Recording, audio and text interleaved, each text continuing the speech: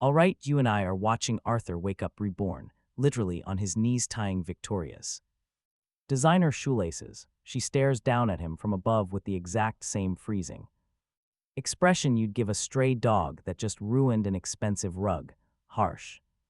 Meanwhile, his own two kids are crowding around her first love, Julian, calling him Daddy. Arthur just calmly stands up, dusts off his knees, and pulls out the divorce agreement he prepared in advance, if they want to play the perfect little family. He's taking the exit. Spoiler alert for you and me, later on when they're sobbing in a thunderstorm, begging him to come home. He'll be way too busy hugging his new wife and niece, baking cookies in his bookstore, because in his past life, the woman he married just happened to be the wealthiest person in the world, Victoria, a powerhouse who dominated the Forbes list, voted by Time magazine as the absolute most desirable bride on earth. Seriously, guys, even the mighty British royals probably wanted a prince to snatch her up. Everyone said Arthur had hit the ultimate jackpot, but the very first thing he does in this second life, he takes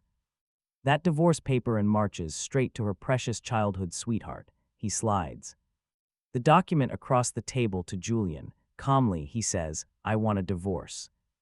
Victoria's two kids belong to you now, too. Julian stares at Arthur, totally flabbergasted. He cannot believe the guy who sat in the official husband's seat for 6 years is suddenly handing over the throne on a silver platter. Arthur casually adds, since they all like you more anyway, I'm just stepping aside for you guys. You just need to get Victoria to sign this. Once the mandatory divorce waiting period is over, I'll vanish.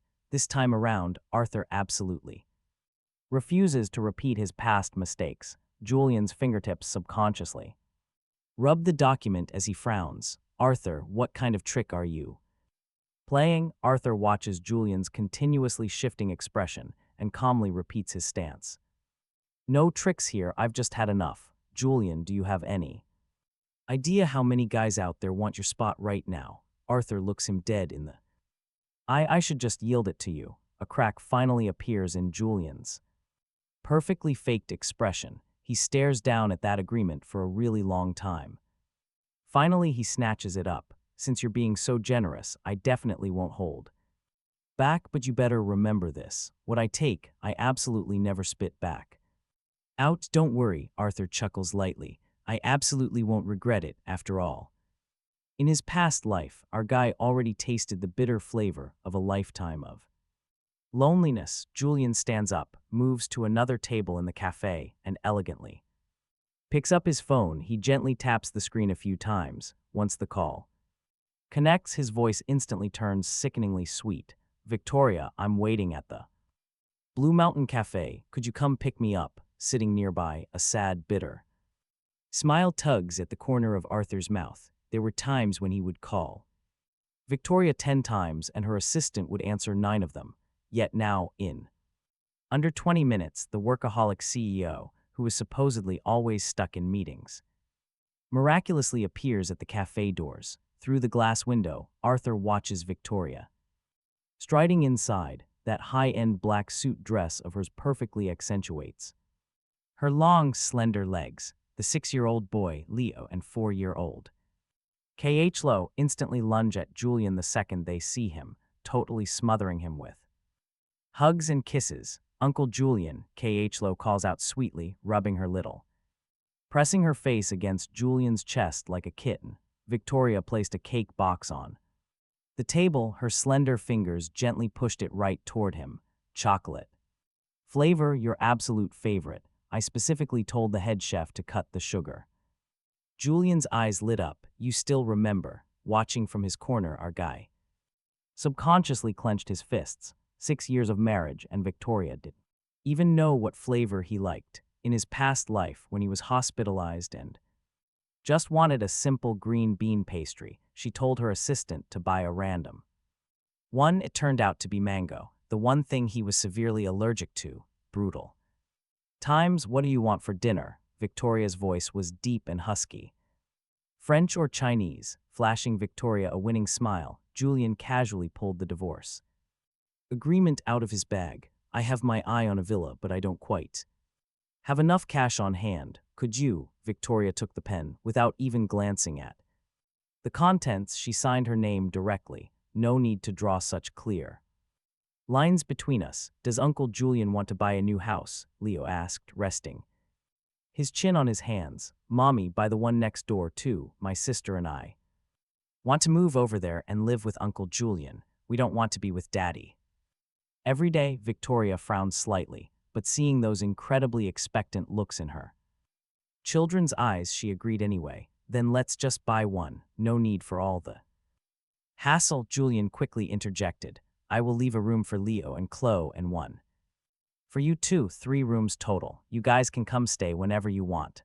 The 2 kids cheered and jumped for joy. Chloe even threw her little arms around Julian's neck and gave him a massive kiss. Uncle Julian is the best, 1,000 times better than Daddy. Our hero's heart felt like it was seized by an invisible hand, squeezing tight. It was so incredibly bitter and heavy that he could barely breathe. He saw the corner of Victoria's mouth twitch up into a slight smile, a genuine tenderness she had never, ever shown him. Unable to watch this sickeningly sweet sitcom any longer, our guy grabbed his bag, stood up, and just left, the exact moment he stepped out the main door. Memories of his past life flooded back like a tidal wave. Listen closely. In his past life, he and Victoria had a marriage of convenience. They had a boy and a girl. He lived to be 62, but he was never happy for a single day, all because Victoria's heart was completely occupied by her unforgettable first love, Julian. You see, back then, after they broke up, Julian went abroad. Victoria drank for days, but being the fiercely proud woman she was, she never bowed her head to beg him to stay. Instead, she turned right around and agreed to the arranged marriage his family set up.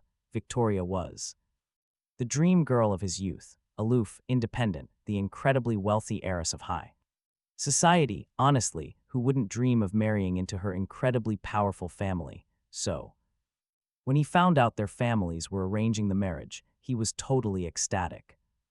But after the wedding, he poured his whole heart into loving her, only to be met with Victoria's eternal distance and freezing coldness until Julian returned to the country. She never explicitly mentioned divorce, but her eyes never left Julian either. What was even more heartbreaking was that their 2 kids also gravitated towards Julian and gradually alienated him. When our MC grew old, he was diagnosed with Alzheimer's. Using respect for his peace and quiet as a weak excuse, Victoria left him to live all alone. On his birthday in that old house, he shakily called his wife and kids, only to find out they were vacationing in the Maldives with Julian. Absolute tragedy. All right, you and I watch our main character cook longevity noodles, but his totally shot memory causes him to leave the stove running, as intense flames completely engulf him. The very last thing flashing through his mind is Victoria sliding that wedding ring onto his finger, her eyes cold as ice. He shuts his eyes in pure agony, his dying wish. If there is a next life, he will never, ever throw his entire existence away on this absolute ice queen again. Flash forward, he regresses back to the dark villa. No time to rest. He immediately starts packing Victoria's fancy dresses and the kids' toys plus the family photos. One by one, he tosses everything into a cardboard box. What are you doing? Victoria's sharp voice suddenly echoes right behind him. He turns his head. There she is, standing at the door holding the 2 kids' hands, absolutely scowling. Daddy, why are you throwing our stuff away? Chloe runs over, clearly upset seeing her favorite teddy bear tossed straight into the box. Her little face turns red with fury. Leo glares at his dad furiously, too. We just went out to play with Uncle Julian. Do you really have to throw such a tantrum? Victoria glares at him, her gaze just as frigid as ever. The kids like spending time with Julian. Do you seriously need to make a huge scene over something so trivial? I am not, he replies. Liar. Khlo screams out loud. You are just totally jealous of Uncle Julian, throwing my bear away. You are a bad daddy. When I grow up, I am moving in with Uncle Julian. Leo grabs his sister's hand. adding viciously that they will never come back to visit him. Victoria does absolutely nothing to stop their yelling. She just frowns slightly, her deep eyes sweeping over him, the exact look you give an unreasonable stranger causing a huge fuss in public. She parts her red lips, her crisp voice carrying that built-in aristocratic arrogance, her slender fingers just casually adjust her dress. I have a video board meeting. Throw away whatever you want. Just do not make a racket. The door clicks shut. We watch his eyes turn red. He stands there completely silent, his heart feeling like it just went through a blender. Every single breath carries the metallic taste of blood. He wipes his tears, looks at the chaotic mess on the floor, and just laughs. Do not worry, he will not bother her anymore. Not now, not ever again, ever since signing that massive divorce agreement. Our guy goes on strike. He stops waking up early to prep healthy breakfasts for those ungrateful kids. He stops waiting up late for Victoria to return from fancy social events to cook her hangover soup. All the normal household chores he once treated like sacred duties get dumped straight onto the maids. Initially, nobody notices the change. That is, until Leo runs late for school and gets reprimanded heavily by his teacher, until Khlo randomly loses her homework, until Victoria's antique pocket watch completely stops running. The maids scramble in pure panic, but no matter what they try doing, they just cannot meet his previous sky-high standards. The kitchen piles up with tons of unwashed dishes. The kids' colorful toys get scattered across the living room like literal landmines. The freshly ironed clothes are not crisp enough. Stick with me. This organized home is slowly descending into absolute pure chaos. When Victoria shoves open the bedroom door, he is sitting by the window just reading a book. Sunlight filters through the heavy curtains, casting dappled shadows over him. Just how long are you going to keep up this tantrum? She stands there at the door, her voice low and demanding. He closes the book, looking up at her. I am not throwing a tantrum. Then why are you not taking care? The kids or the house? She steps inside. The faint, lingering scent of cedarwood trails right behind her. In the tense air, are you still mad about last time? Arthur isn't mad. He just sets his book aside, speaking totally calmly. We have maids here. The world definitely won't end if I don't. Stick with me. Arthur suddenly remembers his miserable past life, waking before dawn every single day. Victoria's coffee brewed to exactly 85 degrees, making sure the sandwiches were toasted perfectly golden, hand-washing the kids' clothes, even ironing out their tiny socks. And what did he get in return? Watching Victoria direct all her tender affection straight at Julian, seeing his kids obsessed with Uncle Julian, plus his own lonely, pathetic death on his 62nd birthday. Arthur, Victoria's voice turns completely ice cold. If you're throwing a fit, just say so. Stop acting like a 3-year-old. Arthur just smirks. I'm not throwing a fit, I just want some rest. Before he can finish, the door gets slammed open. Leo and Chloe storm right in, their little faces absolutely brimming with rage. Daddy is so lazy, Chloe screams. We want Uncle Julian to take care of us. Leo yells out, Uncle Julian is way more patient, totally hardworking, and just a million times better than you. Victoria locks her icy gaze right onto Arthur's face, waiting for him to finally back down and apologize, but Arthur just takes a deep breath. He speaks softly. If you think he is so great, invite him over. I won't object at all. The room instantly freezes. Victoria's expression drops into absolute darkness. Are you really sure? Arthur exhales slowly. Very sure. The kids jump in. Mommy, let's go. Chloe cannot wait another second. She yanks hard on Victoria's sleeve. I want Uncle Julian right now. Yes, leave. We only need Uncle Julian, no more Daddy anymore. Leo sticks his tongue out, mocking his own father. Get out of this house. Victoria stares at Arthur one final time, seeing him sitting there completely unfazed. She turns away. She leads the kids out with fast, angry footsteps. Arthur stands still, listening to their car engine completely fade out into the dark distance. He gently closes his eyes. Soon enough, he will give them exactly what they asked for. He'll walk away entirely, leave this house. Now watch this, the exact day Julian moves in. He instantly starts bossing the servants around, totally redesigning the entire living room. This sofa is way too depressing, Julian says, lightly patting the expensive leather. He turns toward Victoria with this fake, gentle smile. Victoria.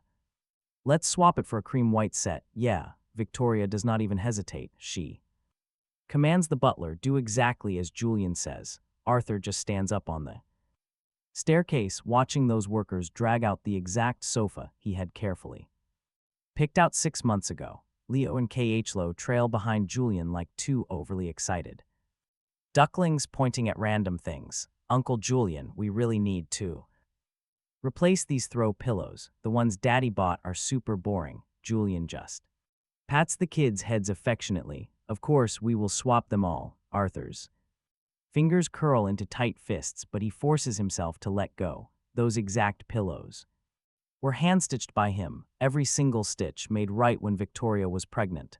They used special hypoallergenic filling because the twins had incredibly sensitive skin.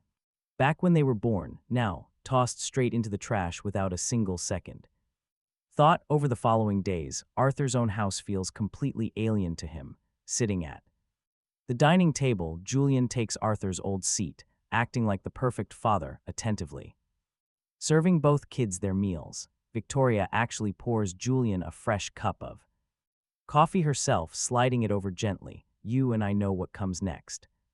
Carrying a tenderness he never ever received. By the evening, the living room lights would dim, and those four huddled on the couch, totally focused on watching movies. Khlo snuggled right into Julian's arms. Leo leaned against Victoria. Their endless laughter drifted to Arthur. Stick with me here. They did not even bother to glance at him. It was like he was totally invisible. But here is the funny thing.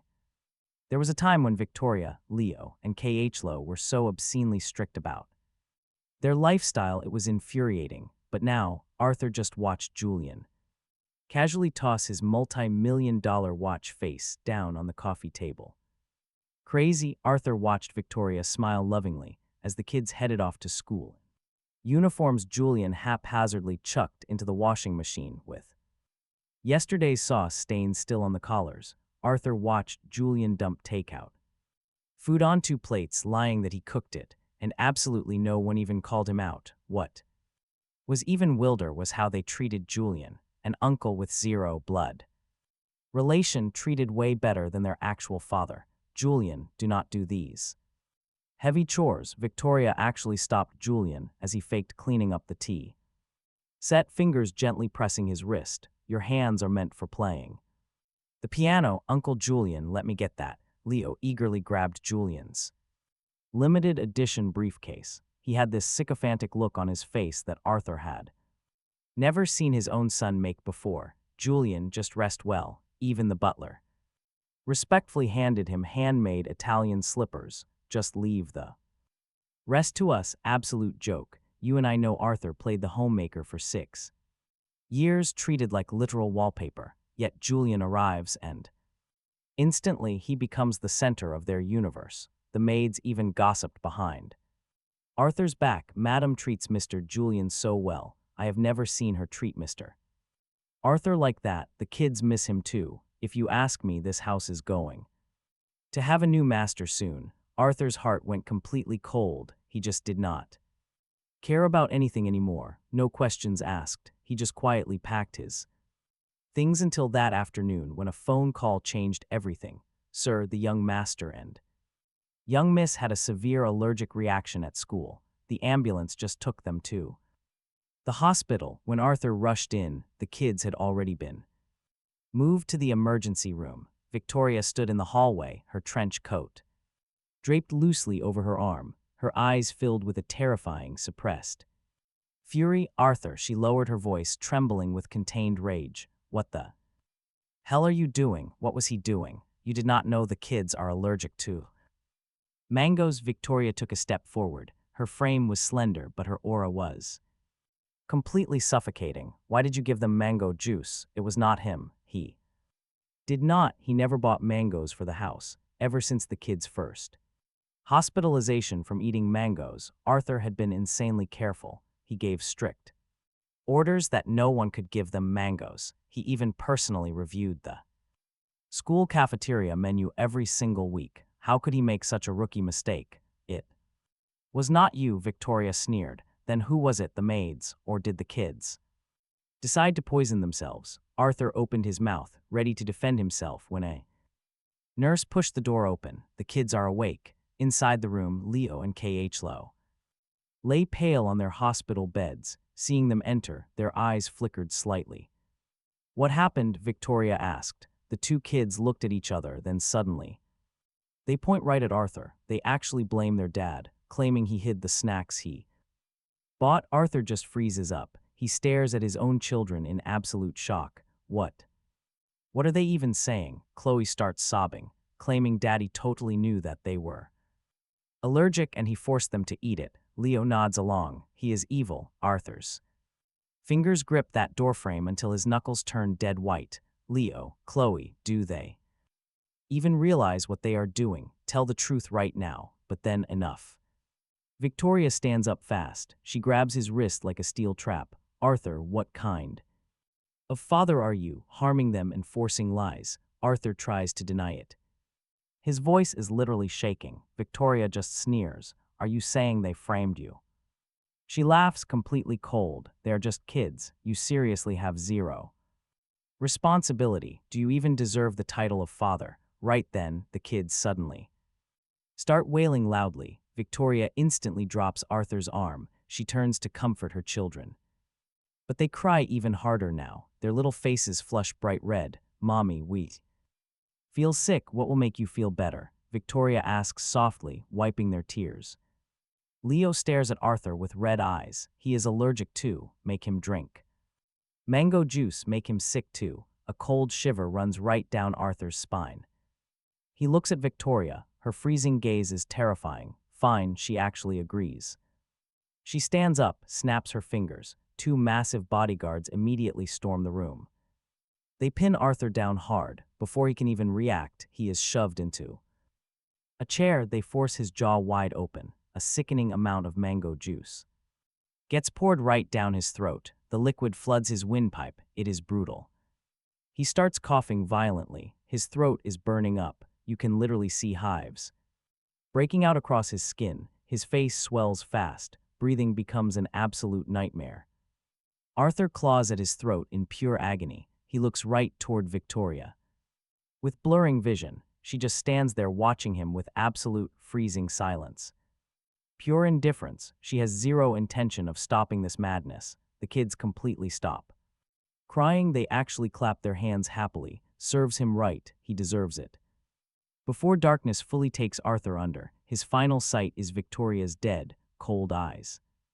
Let's see what happens next. Time blurs before he finally wakes up in a hospital. His throat feels like rough sandpaper. His face is still completely covered in angry hives from the allergic reaction. From outside his door, he hears Julian's very familiar voice speaking. Victoria, I really did not know they were allergic. I just wanted to squeeze fresh juice for them. I do not blame you. Victoria's reply is shockingly gentle. You did not know. If I had just explained everything much earlier, none of this mess would have happened. Julian sighs helplessly, and the poor kids. Too, is this my fault? How could they blame their own dad like that? Just to protect me. Then the kids start speaking up, loud and clear. Uncle Julian, we know we were wrong. Chloe whines with totally fake cuteness. We just hate Daddy. Yeah, Leo chimes right in. Daddy always tries to control us. He won't let us eat junk food and makes us sleep on time. We want him gone. Arthur's fingers grip the bedsheets so tight his knuckles go pale. You and I know this was the exact life he gave everything up for, the kids he raised for so many years.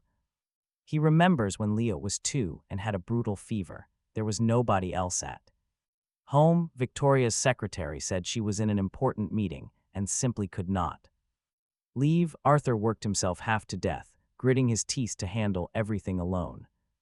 All right, let's watch this unfold. Arthur was totally alone. Since Chloe was born sick, he spent day and night fixing her diet, researching every single new treatment at the hospital. Meanwhile, Victoria flew overseas for some massive corporate merger, and now the two kids he put his life on the line to raise were hurting him the absolute deepest. It literally felt like his heart was tearing apart. Tears streamed down his face uncontrollably. He clutched his chest for a long time before he could finally catch his breath. Suddenly his phone rang. It was the airline, confirming his booking. "Mr. Arthur, your one-way ticket to Silverwood has been issued. Would you like to select your seat? A window seat, please, thank you." He hastily wiped his tears, his voice barely a whisper. The exact moment the call ended, the hospital room door swung open. Victoria walked right in with steady strides, her long legs straight, her outfit looking immaculate as always. "Who are you calling?" she asked casually. Arthur set his phone aside. "Just a friend." Victoria didn't push it. She just stood by the bed, looking down at him. There was a misunderstanding about the other day. Julian gave the kids that mango juice. Her tone, calm as if talking about the weather, but Julian didn't. "No, so let's just move past this." Arthur's heart felt grabbed by some invisible claw, squeezing so hard he nearly suffocated. When she thought he did it, she looked absolutely ready to murder him, but since it was Julian, it became a simple, gentle, he didn't know. Arthur opened his mouth, desperately wanting to interrogate her, scream and vent all his pent-up grievances and bitter resentment, but as the words reached his lips, all that slipped out was a faint, yeah, barely audible. It was like all the energy had just been sucked out of his body. He was exhausted, way too tired to even argue anymore. The grievances that kept him up at night, the bitterness stacked over the years, right now at this exact moment, it all melted into a totally self-deprecating smile. So the difference between being loved and not loved was really just that simple. Victoria seemed completely taken aback by his reaction. She paused, then added, "The kids have a summer camp next week. Julian and I are going with them. You can head home by yourself." She was waiting for him to act like always, complaining or maybe even crying, but he just calmly nodded. "I know." Victoria frowned.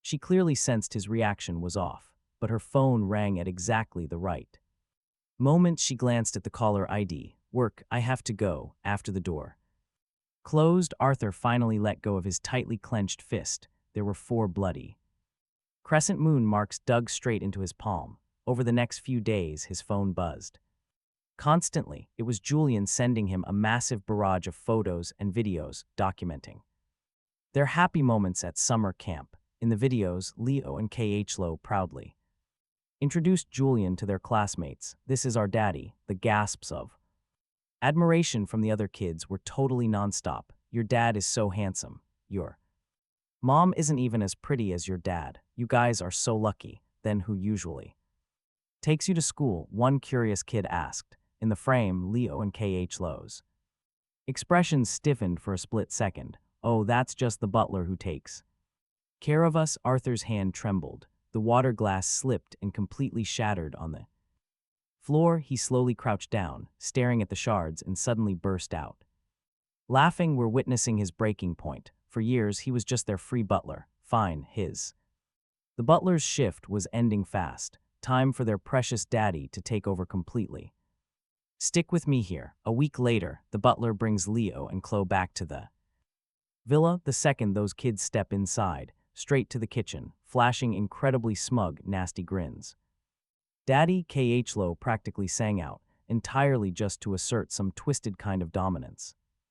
"Did you know Uncle Julian actually sprained his ankle during the parent-child sports day event?" Mommy was totally heartbroken. Leo eagerly jumped in next. Mommy even booked the entire VIP hospital wing just to treat Uncle Julian. She even canceled her corporate meetings to stay right by his side and nurse him. Arthur just stood at the oven, silently listening to these kids brag, his hands calmly pulling on a pair of oven mitts. "Daddy, are you even listening?" Khlo angrily stomped her little foot. "Mommy treats Uncle Julian way better." The sudden ding of the oven completely cut her off. A warm, sweet baking aroma flooded the kitchen. Instantly, both kids' eyes lit. Right up as they crowded around, "It's cake," Leo eagerly bounced on his tiptoes. "We want to eat." Arthur slowly pulled the baking tray out. The edges of those cupcakes were slightly burnt. With a heavy frown, he tossed the whole tray straight into the trash. "Ah," Khlo shrieked in shock. "Why did you trash them? They are burnt, absolutely inedible." Arthur replied deadpan, "Liar." Leo furiously kicked the metal trash can. "You did that on purpose. You are still mad about last time, so you refuse to let us eat anything.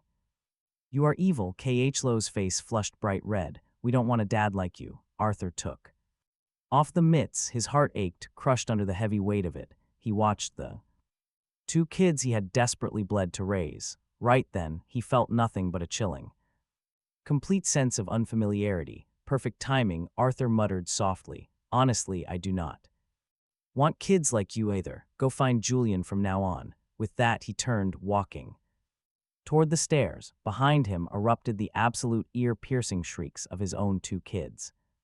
"We hate you, we will hate you forever." Arthur paused, never looking back. Just as he hit the third step, a massive, violent force suddenly shoved him right in the back. "Go die." The world spun out. Arthur tumbled violently down the steps. Blinding, white-hot pain instantly exploded through his entire body. Warm blood dripped down his forehead, completely blurring his vision. And get this, those two kids stood right up there with twisted, malicious smiles. Khlo literally clapped her hands. "That is what you get for withholding our cake." Leo mockingly stuck his tongue out, making a nasty face. Arthur desperately struggled to prop himself up. Fresh crimson dripped off his chin, hitting the floor. He stared at these two little devils before him. How could these monsters be the same fragile, dying infants he had practically sold his soul to doctors to save? Right then, the front door was suddenly shoved wide open. "What happened?" Victoria's cold, deep voice echoed. Julian was right behind her. Seeing the bloody mess, both completely froze. "Mommy," the two kids instantly switched faces, fake crying as they lunged toward her. "Daddy threw our cake away and refused to let us eat. He said he does not want us anymore." Victoria slowly looked up. Her cold gaze checked the trash can cake, then locked onto Arthur, who was totally covered in blood. Her brow furrowed in sheer disgust. "Arthur, why do you constantly have to pick petty fights with the children?" Her voice was pure ice, saying horrible things to your own flesh and blood. "Do you even deserve to be their father?" Arthur painfully braced against the wall, forcing himself to stand. Fresh blood stained his collar bright red. He stared at Victoria and just completely burst out laughing. "In your eyes, was I ever really there, father?" His voice shook with dark irony. "Haven't you always just seen me as some convenient tool to raise them?" Victoria visibly flinched. Arthur kept pushing. "If the guy you really want as your husband is Julian," Arthur wiped his bloody face, "and if the kids prefer him as their dad, fine." He would step down, make their little family of 4 complete. The air went freezing cold. Victoria looked furious. She stared at him like she was truly seeing her husband for the first time. "Arthur, please do not forget our marriage is strictly business. There was zero love to begin with. What kind of fairy tale romance did you expect? I am sorry, I cannot give that." Arthur just laughed. He laughed until tears actually broke through. Right, she was completely right. He was the absolute idiot, the fool who thought he could pull a goddess down from her pedestal. But Victoria was already pulled down once, just not by him. He should have realized that ages ago. "Victoria," Julian quickly grabbed her arm. "The kids are getting scared. Let us take them upstairs first." Victoria gave Arthur one long, deep look, then turned away. She scooped up a kid in each arm, walking away with Julian. Watching their retreating backs, Arthur's blood was still dripping. He felt crushed by massive regret. Regret for ever marrying Victoria, regret for having kids. Stick with me, because in this life he will never walk down that doomed path again. From now on, he will only live for himself. Fast forward 3 days. Leo's birthday party was held at the city's most luxurious downtown hotel. Giant crystal chandeliers threw bright, dazzling light everywhere.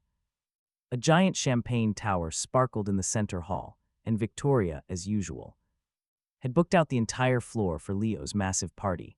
Meanwhile, Arthur stood in a corner watching Leo and Khlo holding Julian's hands, one on each side.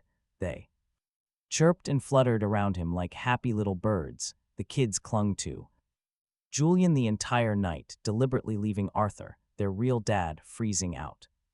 In the cold, Victoria stood further away, her elegant fingers lightly holding a champagne glass. Every so often, her gaze drifted straight to Julian, her eyes holding a tenderness Arthur never received. Wow, CEO Victoria is so devoted. All these years, she only has eyes for Julian, right? The kids follow him. 2. They only see Uncle Julian. The nasty guest gossip drifted clearly into Arthur's ears. Victoria and Julian were college sweethearts. A guy in a sharp suit lowered his voice. Back when they were together, it was an epic romance. They were basically engaged after graduation. You and I know how this goes. No wonder.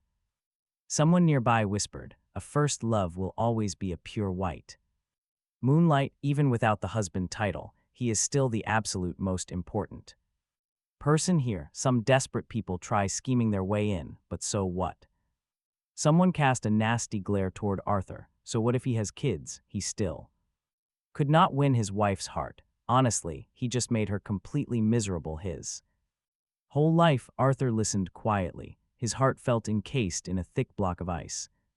But surprisingly, it did not hurt anymore. He took a deep breath, turning around, walking straight toward the elevator. Just as the doors were about to finally close, a hand suddenly reached in. Julian walked in, a smug smirk on his face. 3 more days until the divorce cooling-off period is over. He looked Arthur in the eye. You will keep your promise and leave, right? Arthur pressed the button for the lobby. Of course, I am more anxious to leave than anyone. Julian finally flashed a satisfied smile. Rest assured, I will take good care of this. A house just for him. Victoria and the kids hate him anyway. They will forget him soon enough. Going down, he stayed completely quiet, but then, boom, a massive crash. The elevator shook violently and plunged right into terrifying, absolute darkness. Julian screamed for help, absolute panic in his voice, digging for a phone. Broken down. Our main guy got violently thrown against the steel wall. A sharp pain shot right through his skull. Warm blood instantly trickled down his cheek. He lost track of time, but finally, chaotic footsteps echoed from right. Outside, is everyone in there alive? A rescue worker shouted through the metal doors. Save us now. Julian banged his fists in a panic. My leg is trapped. The screeching sound of metal tearing open pierced the heavy air. A blinding flashlight beam suddenly cut through the pitch black. A rescue worker peered inside, his face deadly serious. Boss. Victoria, both men have their legs pinned by the crushed metal doors. Time is running out fast. They can only save one guy. Stick with me, this choice gets wild. Through his blurry vision, he spotted his wife Victoria standing right behind the crew, holding their 2 kids tight. Her cold eyes locked onto Julian without a single second of hesitation. Save Julian, she demanded. Save Uncle Julian. Both kids cried out loud, tugging at the workers. Please save him first. The seasoned rescue worker actually frowned. Kids, hold on. The other guy is hurt way worse, like critically injured. We really need to save him first. I said save Julian. Victoria snapped back, her voice absolute ice. The poor worker just sighed and reached out for Julian. Our guy watched helplessly as they carefully extracted Julian. Meanwhile, those broken elevator doors completely lost their structural support. They let out a truly terrifying shriek. Boom, the warped metal slammed down heavy right onto his leg. A sickening, bone-deep, agonizing pain ripped through his entire body. The absolute last thing he saw fading out, the shadow of his wife helping Julian escape, and his own kids literally jumping for joy. Absolutely brutal. Then total pitch darkness swallowed him when he finally opened his eyes. Again, glaring white hospital lights made him instinctively squint. That heavy smell of harsh bleach hit his nose, perfectly timed with the steady beep of a heart monitor. You are awake. A doctor stepped up to check him over. Your shinbone got shattered in 3 separate places. lucky they brought you in fast enough. Or you honestly could have died. He just stared blankly at the ceiling, that final scene right before the collapse kept replaying in his head, his wife choosing Julian with zero hesitation, and when those crushed doors flattened him, she did not even look back once. He tried to shift, but intense pain instantly flared up from his chest, but strangely, the guy could not shed a single tear. Maybe when you are in absolute maximum pain, your heart just goes totally numb. 3 days later, Victoria showed up to bring him home. She stood frozen at the hospital room door, her designer suit looking completely immaculate, her cold eyes locked onto his heavily bandaged chest. She stayed dead silent for a really long time before finally talking.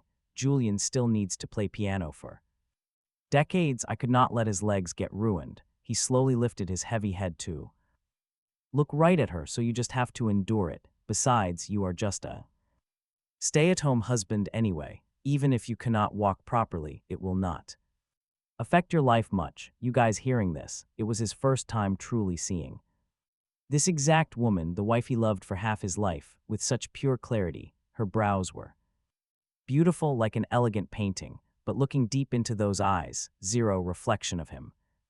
Victoria, our guy's voice came out completely raspy. If I had died that day, would you even care? His wife just frowned, totally ignoring him. Instead, she pulled a black card from her pocket, tossing it right onto his bedside table. Do not ask such meaningless questions. Consider this your compensation. As long as you clearly know your place and raise the 2 kids, you will always be my husband. He suddenly burst out laughing. In his past life, he carried that exact title right up until his death, but so what? Aging alone in complete misery, that was him, forgotten by the entire world, burned alive in a massive fire. Him again. So in this new life, he doesn't give a damn about being her husband anymore. He just wants to live better, brighter. He wants to find someone who actually loves him back. He could not hold it in anymore. He was ready to open his mouth and finally tell her they were done. But wait, a phone ringing totally cut him off. Victoria picked it up, and Julian's gentle voice drifted from the receiver. Victoria, the kids and I are waiting for you at the restaurant. We have a surprise. Her cold eyes instantly softened. I will be right there. She hung up, glanced at her expensive watch, and her tone went freezing cold again. I have to run. Errand, the driver is waiting for you downstairs. Our guy watched her slender back as she turned and just left. He subconsciously dug his nails deep into his palms. Ultimately, he did not say a single word to keep her. After all, she would find out from Julian anyway. That divorce agreement was already in full effect. He did not need her anymore. Even those 2 kids who always treated him like a total stranger, he ditched them.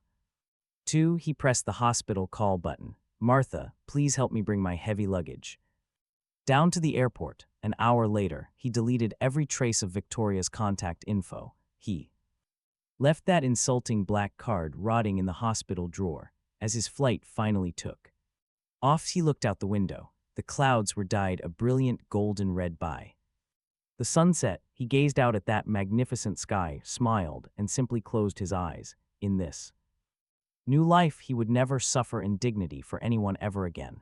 Those absolute pathetic days of begging for basic love, let them vanish forever into the stratosphere right along with this plane. Ahead of him lay a brand new future, one that belonged solely to him. It was waiting. He eventually arrived in Silverwood. It was a strange city, but it gave him a sense of real security. He spent half a month doing serious research and on a quiet street in the old quarter, he opened up a used bookstore called Arthur's Books. Now the storefront was not huge, but it had amazing natural light. He spent 3 whole months decorating, turning the previously rundown shop into a super cozy reading space.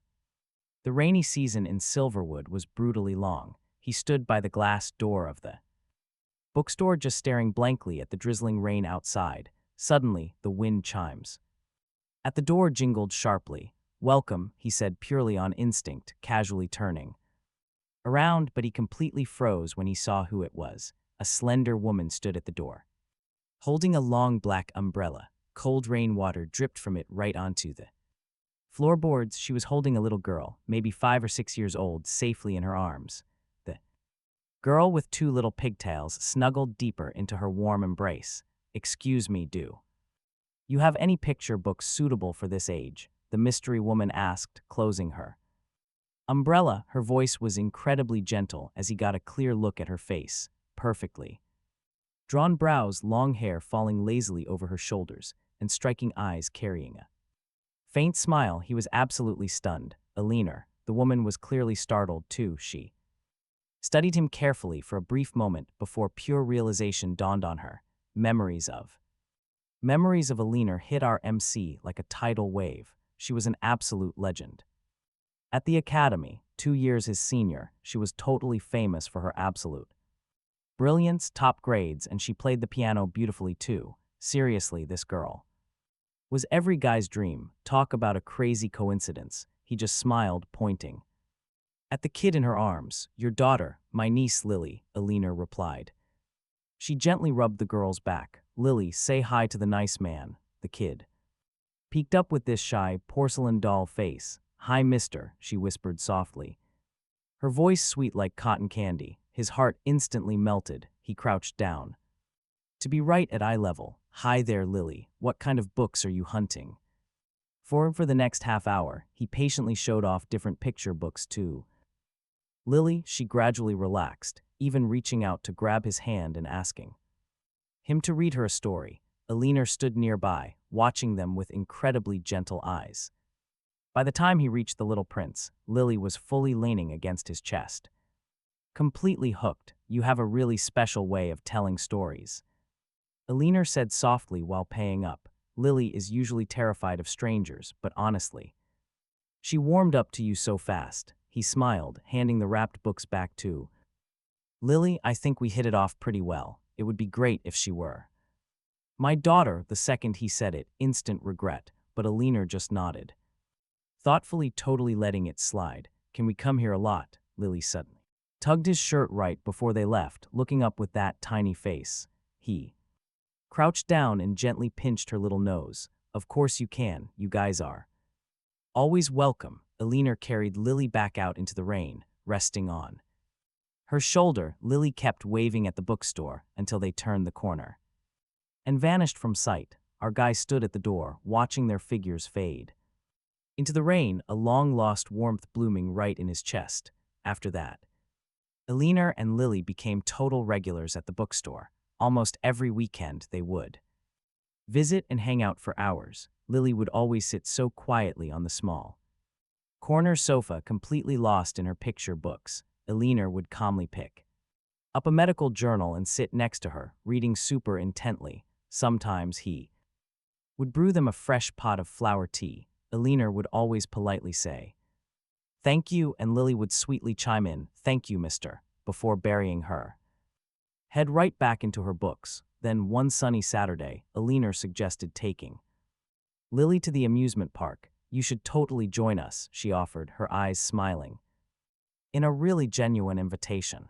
Lily chimed in too, begging him to go. He originally wanted to say no, but seeing the pure hope in Lily's eyes, his heart completely melted. The amusement park was packed today. Lily grabbed Eleanor's hand in his right hand, running around with just pure excitement. They rode the carousel, smashed some bumper cars, and lined up for the Ferris wheel. Once they reached the absolute top, Lily suddenly pointed at a fluffy, distant cloud.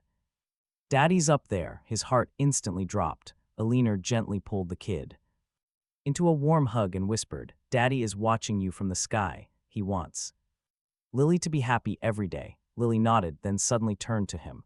"Mr. Can you be my new daddy?" The air completely froze. He was totally speechless. Eleanor hastily tried doing some serious damage control. "Lily, don't say silly things. I'm not being silly." Lily's tiny face flushed bright red. "I like him and he likes Lily too, right?" Our MC looks at Lily's stubborn little face, and suddenly he's reminded of Leo. Same exact stubbornness. Once that guy made up his mind, he wouldn't budge at all. "Of course I like you, Lily," he says gently.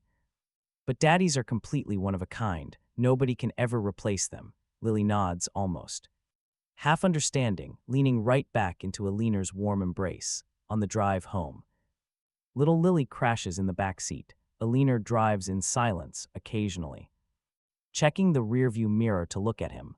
Thanks for coming with us. Today, she whispers, she hasn't been this genuinely happy in ages. He shakes his head with a soft smile. I had a great time too, outside the sunset paints the whole world brilliant gold. He naturally raises a hand to block the harsh glare. His sleeve slips down, exposing that deep wrist scar. Aliner's eyes lock onto that scar for just a second before darting away.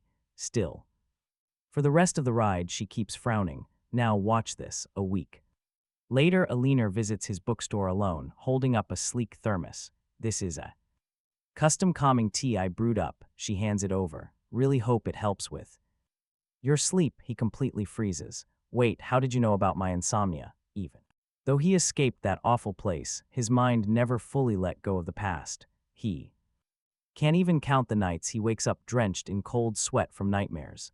Aliner simply pushes up her glasses, her eyes totally warm and understanding. Did you actually forget I'm a real doctor? Seriously, if you ever need absolutely anything, just let me know. We're good friends at this point, right? Hearing this, he instinctively yanks his sleeve down to hide that wrist. No, my bad. Definitely shouldn't pry. Aliner quickly apologizes. But as a doctor and your friend, I just want you taking care of yourself. He stays dead quiet, but eventually he chuckles, eyes curving into a soft smile. I know, thanks. If I really need help, I'll definitely ask you, don't worry. After that little moment, Aliner visits even more frequently, sometimes bringing Lily along, sometimes totally solo. She always brings little gifts, a bunch of wildflowers, a sweet box of homemade cookies, or a fresh batch of tea. Honestly, you and I love seeing him heal here. Sometimes, watching Aliner and Lily reading quietly in his bookstore, he suddenly realizes this is exactly the kind of life he always craved. Simple, peaceful, and so full of warmth. Then one rainy night, he's organizing the shelves when the doorbell suddenly rings. It's Aliner outside, completely drenched, holding a badly feverish Lily in her arms. I'm so sorry to intrude this late. Her voice is shaking, but Lily just kept crying for you, she admits. She'll only sleep if you tell her a bedtime story. He quickly invites them inside. He takes the burning hot kid, his heart totally breaking at her flushed little face. He gently pats her back. I'm right here, don't be scared, Lily. That whole night he stays by Lily's bed, telling her soothing stories. Aliner sits quietly nearby, watching them with incredibly tender eyes. By the time Lily finally falls asleep, the heavy rain outside finally stops. Pale moonlight peeks right through the curtains, painting a trail of silver across the floor. Thank you, Aliner whispers. Softly, he shakes his head, trying to stand up, but since he's been sitting for hours, his legs are totally dead. He nearly collapses right there. Aliner reacts in a flash, catching him and holding him steady, and right then they realized just how close they were, both blushing silently, without saying a single word. They quickly looked away. Now, it took a full month of him being completely missing for Victoria to finally notice something was wrong. She initially assumed he was just playing hard to get, pulling some dramatic little stunt, but when she found out she absolutely could not reach him, she started getting serious. She called his old friends. All of them said they had not seen him. She impatiently hung up the phone, heading to the study, booted up her laptop, and checked his bank account. Right on screen, the balance of that premium black card she gave him was zero. When he left, he only took his personal savings. He had not touched a single cent of hers.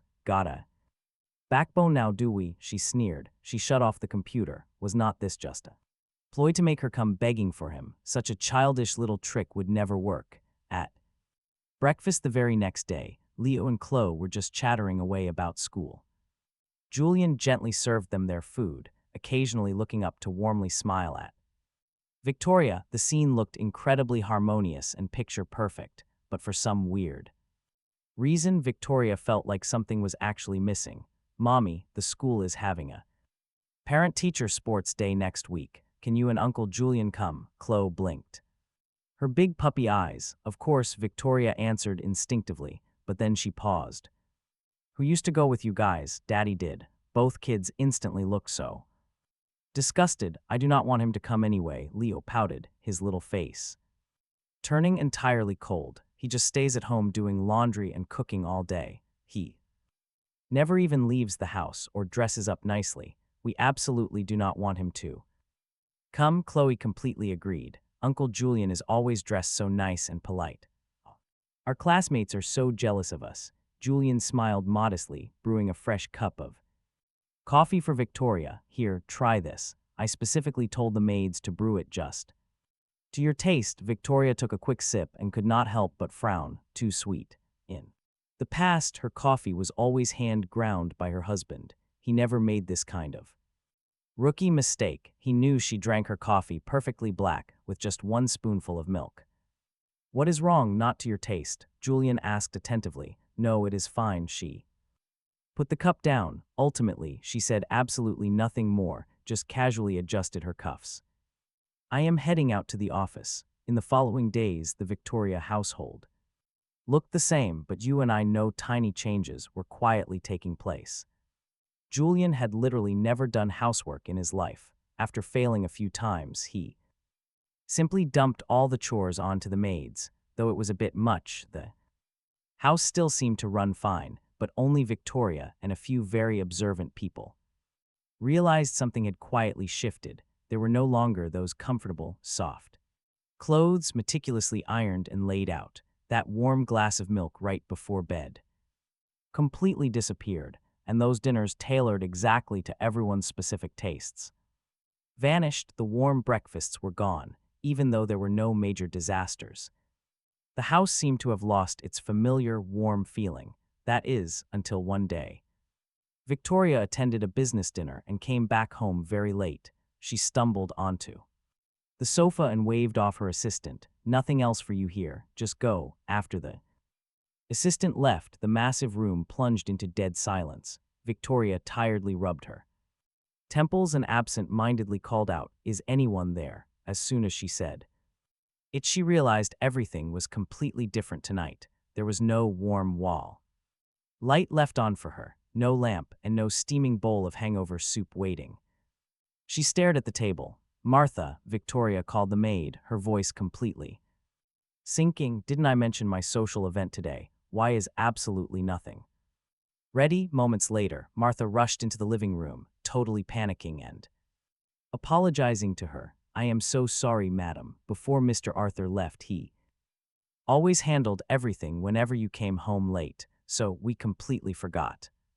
Wait, what about the hangover soup? Are you saying Arthur personally went out to buy ingredients and stood by the stove for hours making it? Yes, madam. Martha nodded nervously. He never let the staff help. If you want some now, I can see what I can whip up. Hearing this, Victoria felt like her heart got struck by a hammer. You see, a strange emotion welled up inside her. So Arthur had personally prepared all of those things from scratch. She always knew he deeply cared about this family, but never exactly like this. The regret hit her suddenly, so painfully real, she actually felt a sharp pang of guilt toward him. Victoria stood in the middle of the kitchen. The freezing marble countertops reflected her incredibly gloomy face. Martha stood bowing nervously to the side, not even daring to breathe loudly. For 6 whole years, Arthur had quietly done all of this, never complaining or even bragging. Did he? Her voice was hoarse. Martha carefully nodded. Mr. Arthur never let us help. He said your stomach was bad and that the hangover soup from restaurants was way too harsh. He insisted on watching the stove himself. Victoria subconsciously tapped her fingers against the counter. 6 long years, no matter exactly how late she came back from business events, there was always warm soup sitting on the table. She never once considered it was the result of Arthur staying awake past midnight. Madam, should I try making some for you? The maid asked tentatively. No need for that. Victoria turned and walked toward the stairs. Go get some rest. Passing by the master bedroom, she suddenly heard the steady breathing of Julian sleeping. Soundly inside, he casually rolled over in his sleep. She stopped completely, her eyes filling with total, indescribable disappointment, looking back, seeing the absolute agony and heartbreak in Arthur's eyes. She had felt a slight twinge of pity. But she convinced herself Julian was the one she truly loved, so she ignored Arthur, standing right there, and walked away without a second thought. After that incident, Arthur never brought it up again. It was like that entire conversation just never happened. She was pretty satisfied, thinking he was finally learning his proper place, thinking about all this like she was possessed. She pushed open the door to the kids' room. Leo and Khlo were fast asleep, their tiny heads leaning together, the small photo frame on the nightstand held a picture of them with Julian smiling so brightly. Arthur's picture had been removed who knows when. Seeing that painfully empty spot where his photo used to sit, she finally realized why her own heart felt so empty. She didn't head back to the master bedroom. Instead, she slowly walked down to the living room alone. The moonlight outside shone in, looking cold and absolutely bleak. Victoria grabbed a bottle of expensive whiskey from the liquor cabinet and took a huge swig straight from the bottle.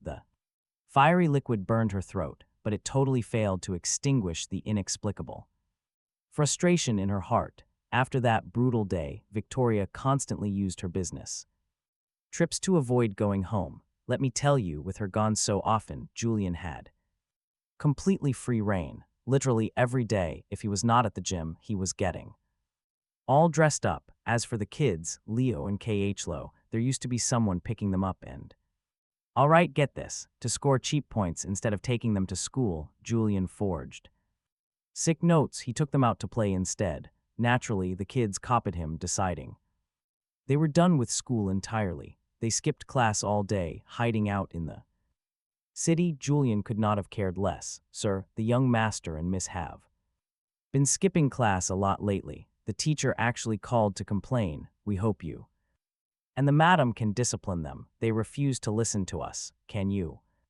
please talk to them? Just get them to attend class. Yeah, I will handle it. Later, Julian leaned back lazily on the couch, admiring his freshly permed hair.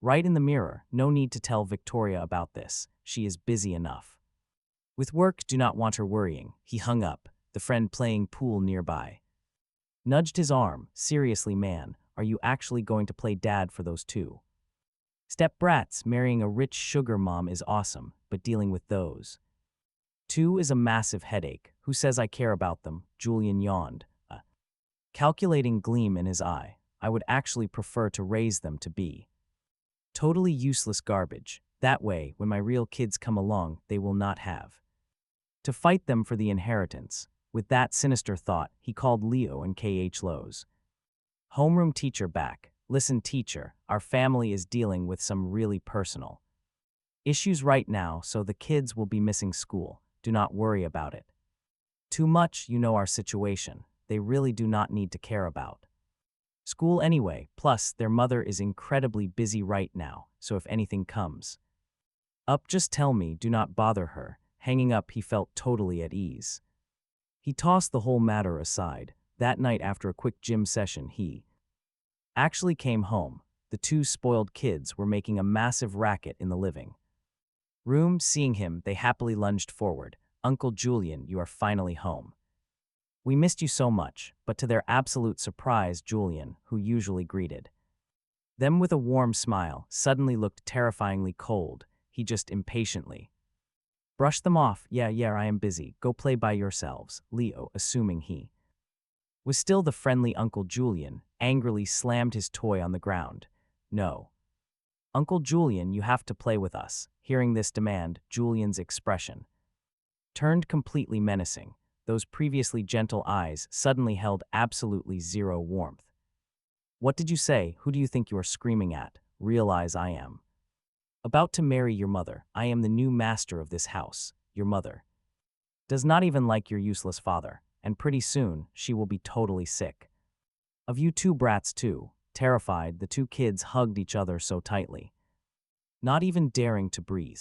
All that arrogance they had when bullying our main character Completely gone, good, as long as you finally understand. Remember this well from now on.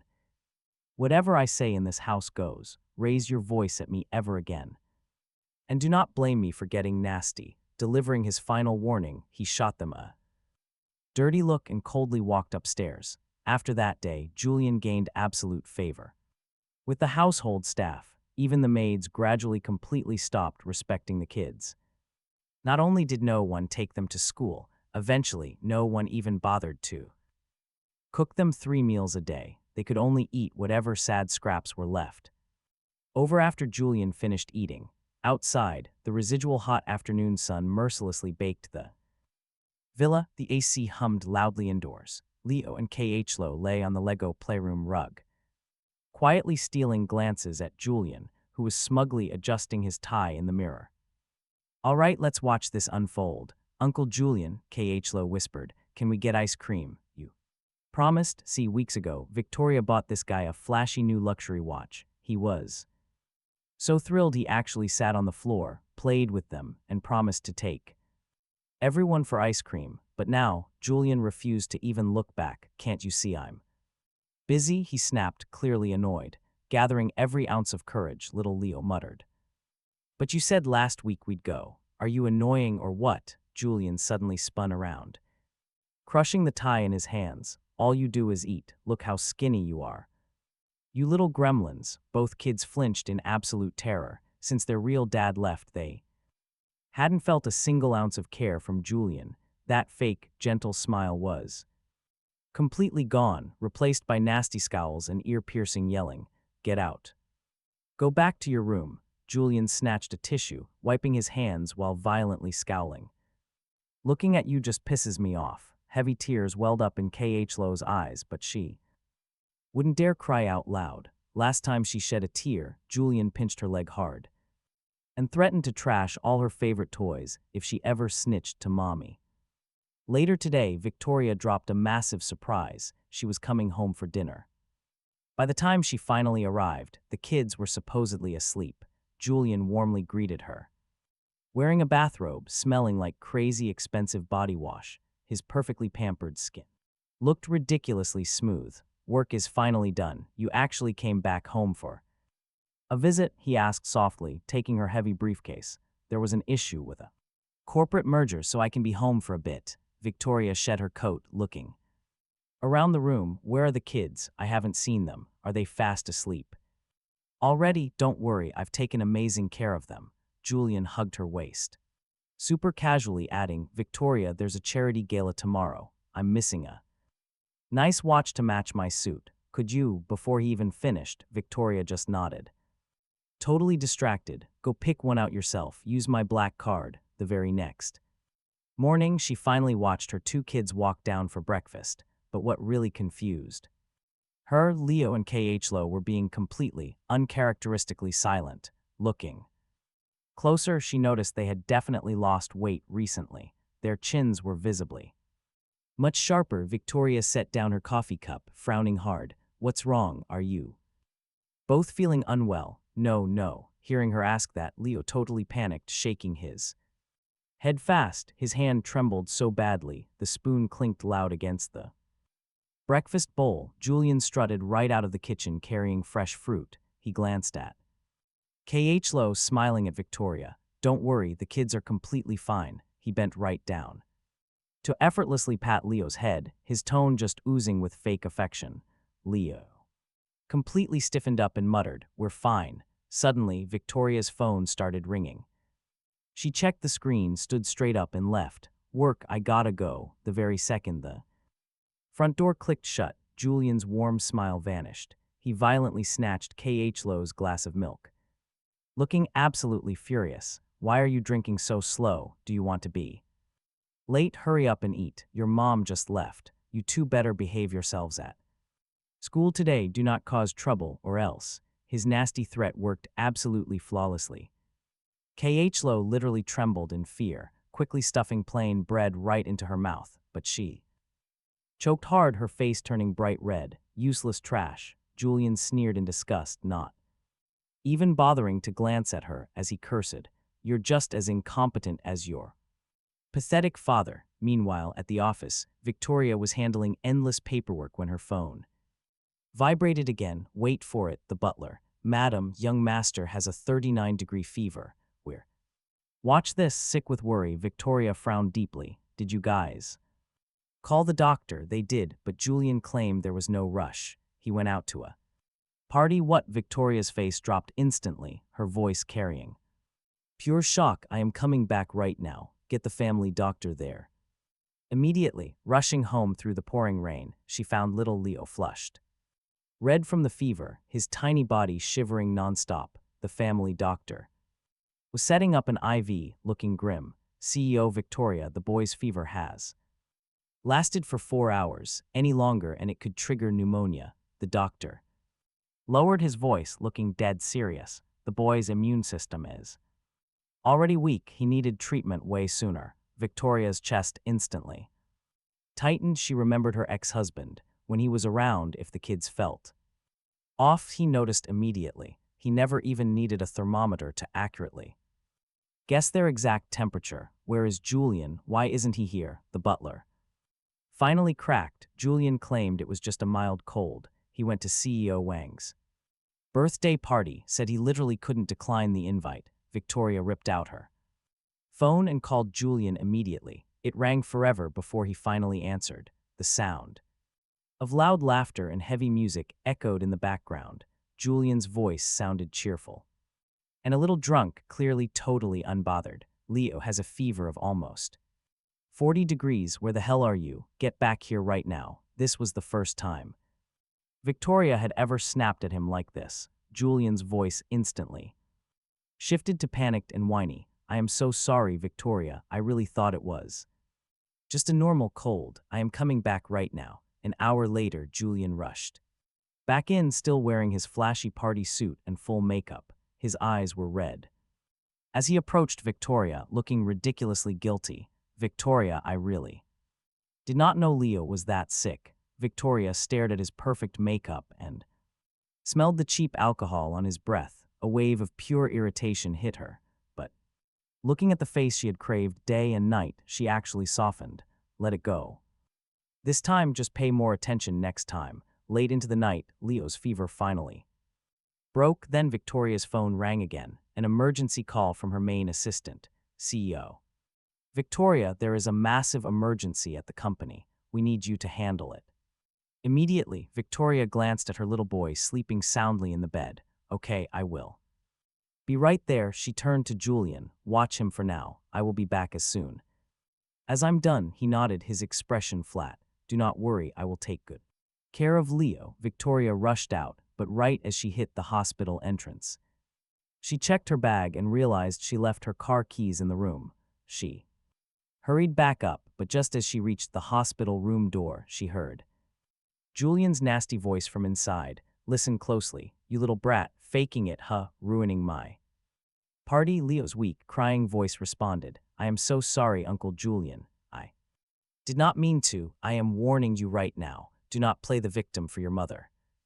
Julian's voice was ice cold, completely stripped of any sympathy. If you dare say a single word, see how I handle you. I won't say anything. Leo sobbed hard. I will be good. Please do not hit me. Victoria stood frozen outside the door, hearing everything. Her mind reeled. We all see it. The man she loved, his image of pure goodness shattered into tiny pieces in an instant. She kicked that door open with a massive bang. Julian spun around in absolute terror, meeting Victoria's deadly, furious gaze. Julian goes completely pale. Panic sets in immediately. Please listen to me. I was just. Victoria charges right at him. Whack! A brutal slap lands directly on his face. Julian stumbles backward against the wall, his perfectly styled hair now totally ruined. I cannot believe you were treating my own children this way, right behind my back. Today you threaten and hit them. Are you going to step all over me next? Victoria's voice is pure ice. Pack your bags right now and get out of my estate today. Do not ever let me see you again. Julian scrambles up from the floor in tears. Victoria, I was just anxious. I really love the kids. I will be better from now on. Love, Victoria. Sneers, beating, cursing, and terrifying my kids. That is your twisted love, she turns toward Leo. The poor boy is cowering on the hospital bed, his tiny face completely soaked in tears. Her heart feels like it is shattering. Exactly how blind had she been to completely miss the absolute nightmare her children were living in? Leo shakily reaches his hand out, eyes full of terror. I was wrong. I will obey, Uncle. Mommy, please do not abandon me. Victoria drops to her knees by the bed, tightly grabbing her son's feverish little hand. It is not your fault, she glares back at Julian, her eyes overflowing with absolute disgust. He involuntarily takes a huge step backward. I never thought you were this kind of monster. Julian tries to argue, but Victoria has already slammed the nurse call button. Please drag this man out of here right now. Once his whining finally fades down the hall, Victoria, utterly exhausted, sits down on the hospital bed. Leo gently tugs her sleeve, sniffing so pitifully. Mommy, I really miss Daddy. Can you go find him and bring him back? Victoria's mind snaps tight. She remembers the resolute look on her ex-husband's back when he finally left. She remembers the coldness and severe damage she inflicted on him. A sharp pain rips through her chest. Mommy, Chloe, having woken up at some point, walks over, rubbing her eyes. I miss Daddy too. When is he coming back? Victoria pulls both children into her arms, completely at a loss for words. A bitter, heavy sorrow swallows her heart completely. Fast forward 2 days later, Leo fully recovers and heads home, back inside the Victoria estate's massive living room. Julian's bags are piled up, wearing his flashy designer shoes. He clings desperately to Victoria's sleeve. His perfectly manicured nails are digging into her arm. Victoria, you cannot treat me like this. His tone is whiny, playing the nostalgia card hard. We have known each other for 20 years. Are you really throwing that away over a small thing? A small thing. Victoria violently shoves his hand away, her glare freezing cold. Abusing my kids is a minor thing. She grabs her phone. Now let us check this security footage together. Right on the screen, Julian viciously pinches Khlo's leg. The poor girl cries in agony but does not dare make a sound. And this, she swipes another video.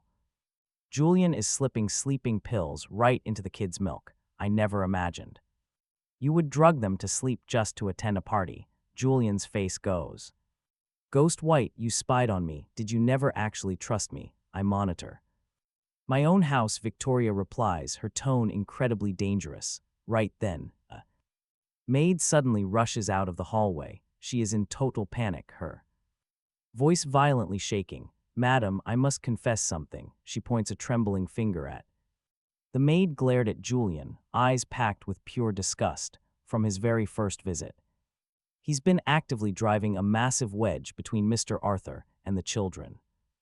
You're speaking absolute nonsense, Julian yelled, immediately defensive. I did no such thing. But the maid stood her ground. Whenever Mr. Arthur was out, he would bribe the kids with junk food and expensive toys, practically training them to trash talk their own father. I heard him myself telling the young master, your dad does not let you eat candy because he seriously doesn't love you. He even whispered that if they found a way to chase their dad away, they would be a happy family. That's exactly why the very next day, the young master shoved Mr. Arthur down the stairs. Victoria's face turned absolutely pitch black. She snapped at Butler Thomas, bring up the security footage. Now watch closely. The moment the footage hit the giant screen, the room went terrifyingly silent. Right there on screen, the two kids violently shoving Arthur down the stairs with evil little grins, and Julian, who had strolled in right behind Victoria, had watched the entire thing with a totally smug, unhidden smile. Mommy, little Khlo suddenly sprinted downstairs, throwing herself directly into Victoria's arms, sobbing her heart out. We messed up, we want Daddy back. Leo followed closely, his face absolutely drenched in tears. Daddy doesn't want us anymore, is it true? Julian just sneered. Of course it is true, he ditched you. Right now, he is probably out cuddling up with some other woman. And Victoria, you didn't even realize, did you, when you signed those Papers that wasn't a property transfer. I slipped you the actual divorce papers. Right. Now you two have zero legal connection. You drove him away with your very own. Hands smack, another brutal slap instantly cut off his toxic little monologue. Victoria's hand shook in the air, her eyes burning with pure, unprecedented fury. Throw all his trash out, she commanded the butler coldly. Don't let him keep a single thing I ever bought him. Julian gripped his cheek, staring at Victoria in absolute disbelief. You're insane over that worthless has-been. Shut your mouth. Victoria stood incredibly tall, her glare colder than absolute ice. Say one more word, and I'll guarantee you won't survive in this city. The staff moved instantly, grabbing Julian's designer luggage and hurling it piece by piece out the main gate. His limited edition models, designer clothes, and luxury watches scattered across the dirt like a pile of worthless garbage. You're gonna regret this, Julian screamed from the street outside. You think Arthur still wants you? He got sick of you ages ago. The massive iron gates slammed right in his face, completely cutting off his toxic cursing. Back inside the living room.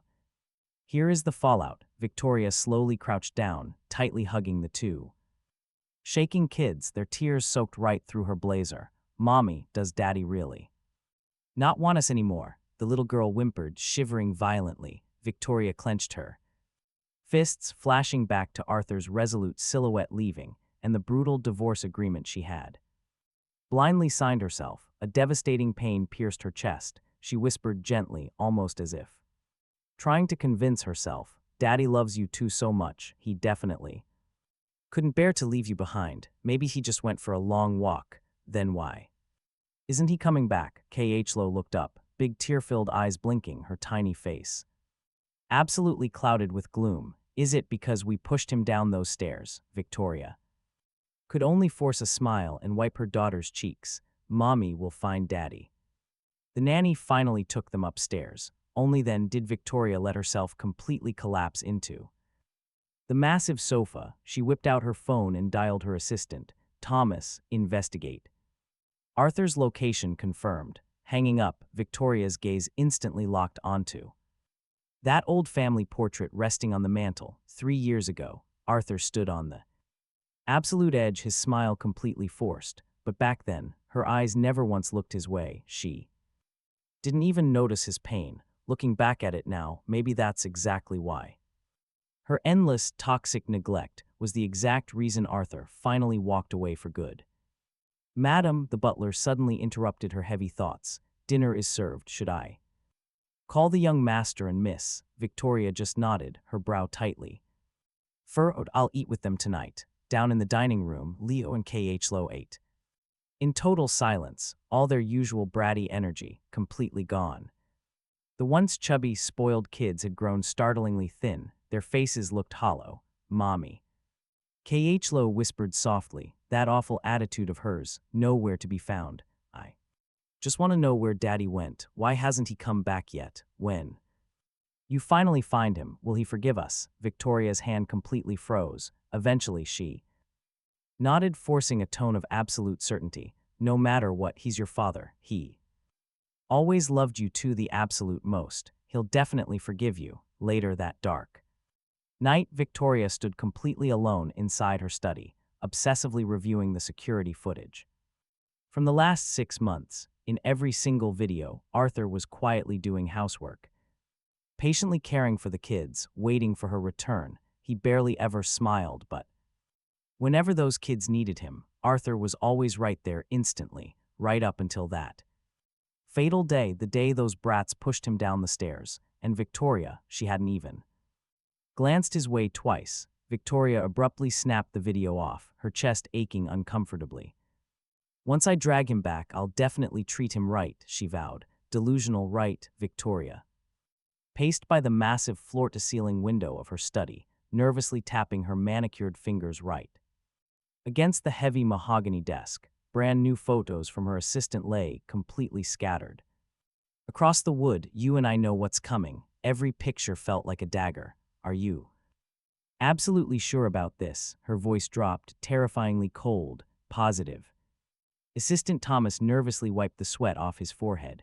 Arthur opened a bookstore down in Silverwood. We just took these photos last week. Inside the picture, Arthur stood casually in front of a shop called Arthur's Books. Warm sunlight filtered perfectly through the sycamore leaves, casting soft, dappled shadows right over him. He wore a crisp, simple linen shirt, his hair cut noticeably shorter than before. He was gently bending down, whispering something sweet to a tiny 5-year-old girl, his expression carrying a pure, warm gentleness Victoria hadn't witnessed in years. But here is the real kicker, the mystery woman standing right next to him, slender figure, her gentle eyes completely locked onto Arthur. He was actually holding that little girl right in his arms, the image of the three of them standing together. It looked suffocatingly perfect. Who is this woman standing beside him? Victoria's manicured fingertips dug viciously into the photograph, instantly leaving a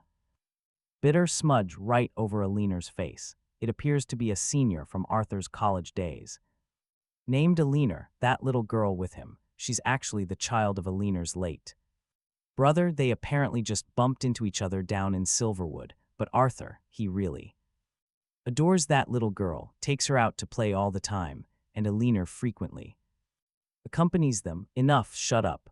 Victoria raised her hand, cutting him off as an unfamiliar, toxic jealousy surged violently through her chest. How dare he, how dare Arthur look at another woman with those eyes? That pure gentleness was completely supposed to belong to her alone. Suddenly, the study door violently slammed open. Khlo and Leo rushed in, barefoot, tears still streaming down her little face. Chloe desperately hugged her leg, crying out, "You said you found Daddy." Victoria knelt down and hugged the little girl. Her eyes darted to his smiling face in the photo. 3 months.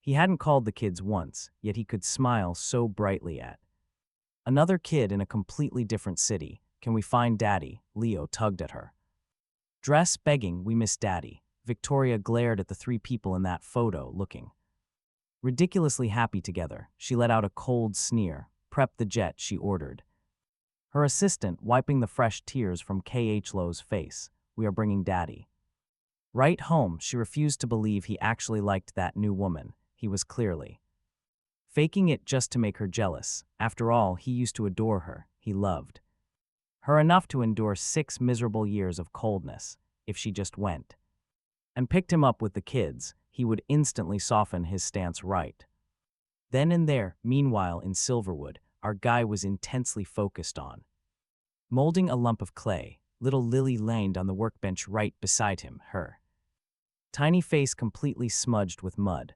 "Mister, look at my bunny," she bragged loudly, holding up a totally lopsided clay lump for him. Then she suddenly reached out, smearing wet mud right on the tip of his nose. "See, it is a bunny.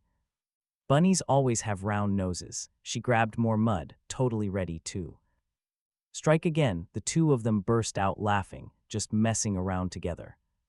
Aliner walked over then, holding 3 cups of hot tea. Splat, mud splashed onto her face too. She shook her head helplessly, absolutely failing to hide the smile on her lips. "You guys turned this place into a battlefield." Sunlight streamed through the high skylight, warmly illuminating the workbench. Aliner grabbed a clean handkerchief, naturally wiping the mud right off his cheek. Her fingers paused as they brushed his skin, realizing how incredibly close they actually were. Her ears turned bright red. Lily just giggled at them, suddenly dropping her wet clay.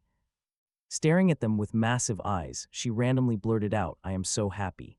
If I could just stay with Auntie and Mr. forever, that would be amazing." His heart completely skipped a beat. He looked up, locking onto Aliner's gentle gaze. Her eyes held cautious hope that made his pulse race. But the second he remembered Victoria and those 2 kids, the light in his eyes instantly dimmed again. It had been a while since he thought of them. Aliner suddenly spoke up softly, breaking the heavy silence, pushing a half-finished bowl toward her niece. "Lily, see if you like this one." Little Lily was instantly distracted, completely forgetting the question she just asked. He lowered his head, fingers subconsciously rubbing the rough, unfinished surface of the clay. Real warmth surged in his chest, but it was heavily mixed with this indescribable bitterness. Later in the restroom, he stared at himself in the mirror. Get this, 3 whole months had passed. The dark circles under his eyes, gone. His jaw wasn't permanently clenched anymore. Even the scars covering his body had faded down significantly. The warm sunshine and breeze of Silverwood had somehow truly healed his invisible wounds. But when Lily said she wanted them all to stay together forever, Leo and Khlo's faces flashed through his mind. Those same kids he had put his life on the line to raise, the ones who pushed him down those stairs. Could he really forget everything they did? Victoria's sleek private jet touched down at the Silverwood airport that exact same day. The sunlight outside was almost blindingly bright. All right, let's watch this drama unfold. She squinted, watching bodyguards carry the kids down.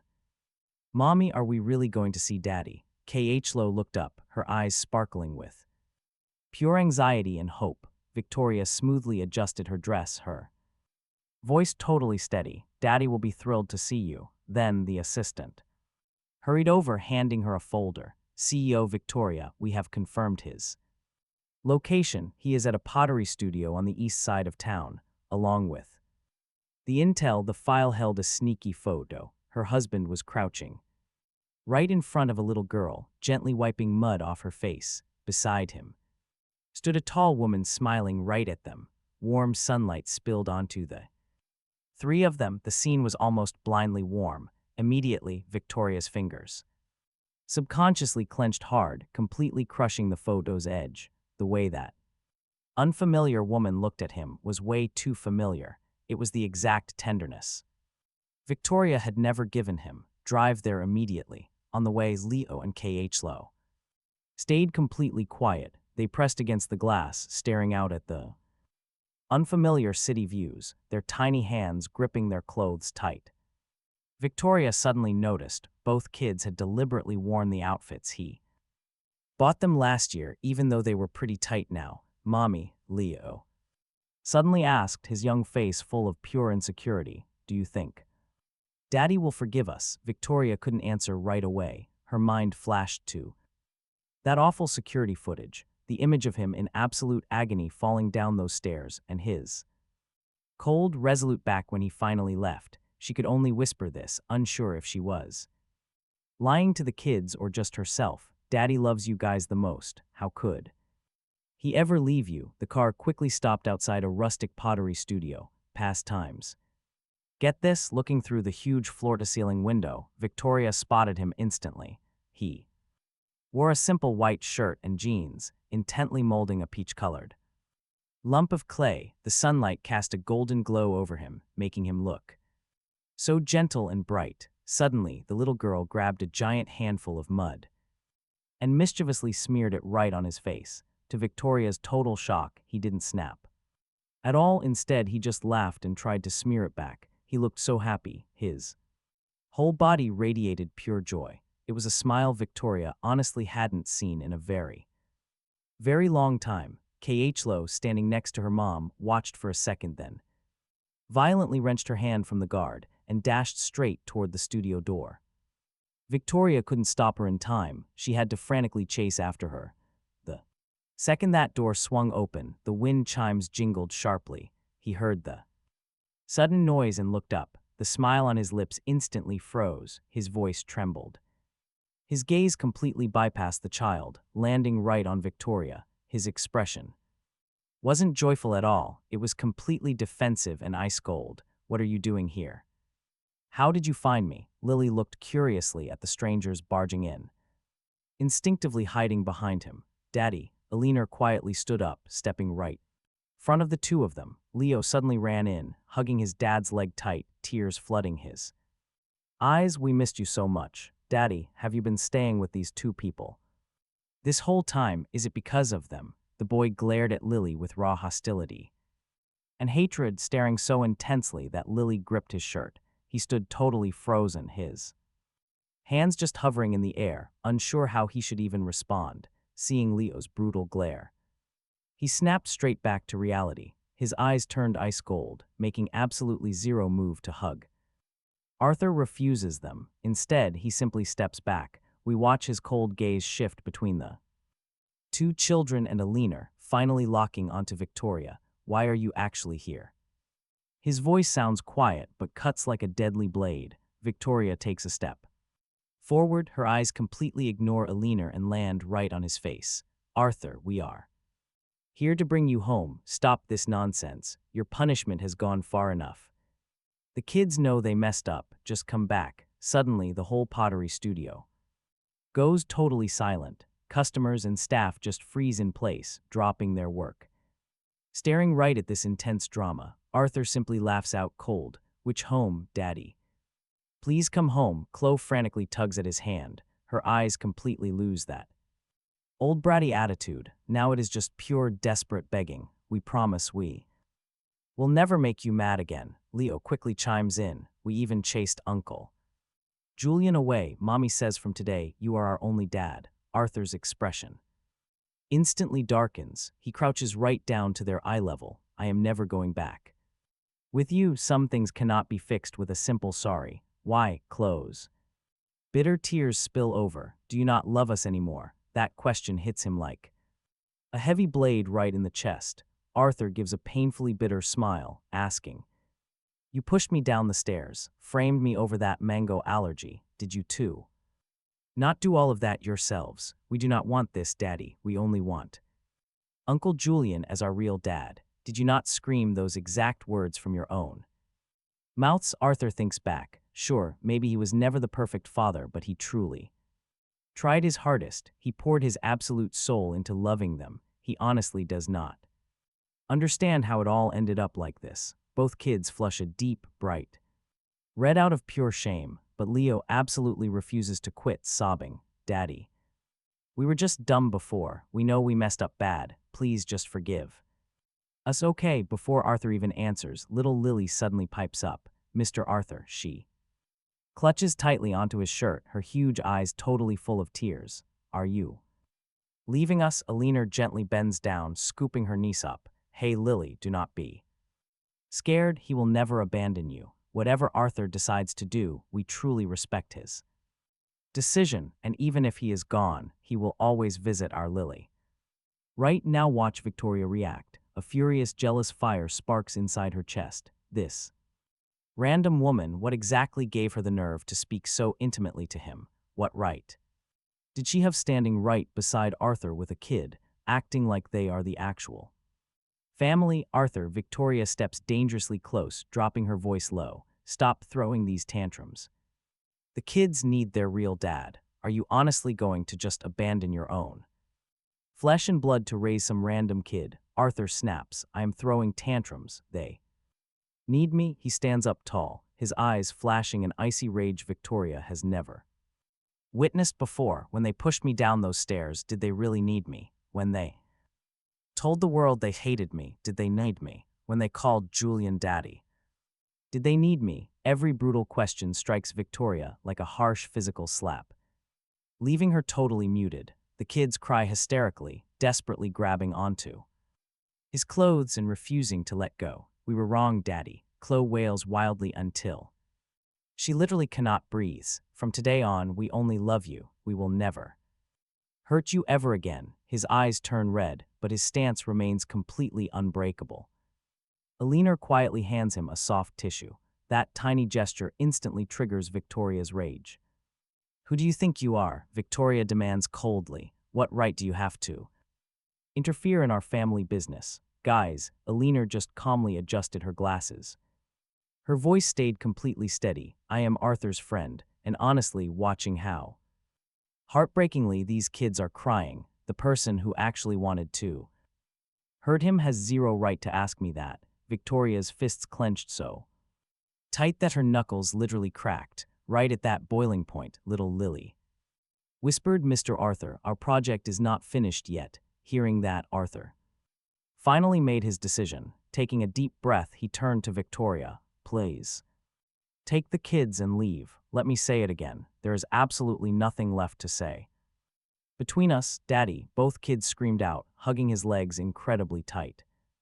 Please do not abandon us. This whole scene was pure chaos. The owner hesitated, wondering if he should call the cops. Other customers pulled out their phones, To record, Arthur stood in the center of the storm, his face totally pale. Victoria looked at his trembling hands and finally realized she made a fatal mistake. She thought the kids would move him, but she completely forgot about his actual feelings. Those wounds cannot be erased with a simple sorry, like some shattered porcelain. No matter how you glue it back, the ugly cracks always remain. Leo, Chloe, she struggled to speak. Let us head back, but Chloe stubbornly clung to his pants, crying hysterically. I want Daddy, you said. Today we were taking Daddy home, you promised. Arthur closed his eyes, tears falling in absolute silence. Eleanor quietly reached out her small hand and firmly grasped his fingers, trying to give him some strength. Victoria, he finally spoke. His voice was cold as ice, completely devoid of any hesitation. Take them away. I told you I cannot forgive what you all did. If you came here to talk about child support, I will transfer the money without a second thought. But regarding anything else, do not ever bring it up to me again. If you keep coming back, I will not hesitate to call the police. Watch this. It was a heavy blow, utterly destroying Victoria completely. She really thought he would soften up, that Arthur would go back for the kids. She never expected his resolve to leave to be this absolutely rock solid. She bent down, forcefully picking up the two struggling, crying kids and speedwalked straight toward the door, ignoring their wails. Right before pushing the door open, she turned back to look at Arthur one last time. He was crouching on the floor, comforting Lily. Eleanor stood beside them. The silhouette of those three looked so incredibly intimate, so happy. The pottery studio returned to total silence. Arthur mechanically kneaded the clay in his hands, trembling from the sheer force he was exerting right now. Lily sat quietly beside him, occasionally glancing over with deep worry. Mr. Arthur, she finally could not hold back. Her eyes swam with anxious tears. Are you very sad? Why do you look so unhappy? His hands paused, forcing a gentle smile. No, Lily does not need to worry about me. Just keep making your little bowl. Eleanor silently brought over a glass of warm water and placed it next to him.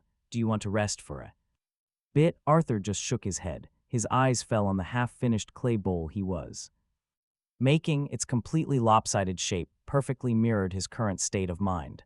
The red crying eyes of Leo and Chloe kept flashing through his head, making his chest physically tighten. They look thinner, he muttered almost to himself. Eleanor did not reply. Trust me, you and I know this pain is far from over. Window onto the workbench. Little Lily's bowl gleamed softly in the warm light. Auntie, Lily paused for a brief second, then suddenly piped up. Let's make a present for Mr. Arthur. Eleanor smiled, gently patting her niece's head. Okay. What does Lily want to make? A little house. Lily beamed with excitement. That way Mr. Arthur will have a brand new home. That perfectly innocent, sweet remark made Arthur's heart physically ache. He just watched the little girl seriously molding the soft clay, with Eleanor attentively guiding her hands. It suddenly hit him, without him even realizing it, these two had become his entire world. Lily, Arthur asked her, voice completely soft, why do you want to make a house for me? She looked up, big eyes absolutely shining. Because Mr. Arthur is sad. Auntie says a home is what makes people happy. I want you happy. Arthur's eyes instantly welled up. Eleanor shyly lowered her head, her ears turning totally pink. She is just a kid. Arthur, please don't be sad. Thank you both, Arthur finally said. His voice was choked up, but he quickly smiled through it. I am so incredibly glad I met you. Lily instantly tackled him, wrapping her little arms tightly around his neck. Then let's stay together forever. Okay, just like a real family. Eleanor's hand completely froze. Little clumps of clay fell from her fingertips. Her eyes met Arthur's, and honestly, they both blushed at the exact same time. Lily, she gently scolded the girl, saying things like that puts heavy pressure on him. It is totally okay, Arthur chuckled, rubbing the kid's head. His gaze shifted to Eleanor. Gentle but absolutely resolute. It would be my true honor to join your lives. Two pairs of eyes looking right back at him, instantly lit up like brilliant little stars. Arthur looked at these two figures, one big, one small, and just had to smile. The dull ache inside his chest was finally fading away, replaced by an entirely new emotion. A peace he hadn't felt in forever, but you and I know it never lasts. Heavy rain. Battered silverwood lately, and Arthur's bookstore business was dead slow, still for days on. And a luxury Maybach had been sitting right across the street. The driver waited. Persistently, never once leaving the shop's front view.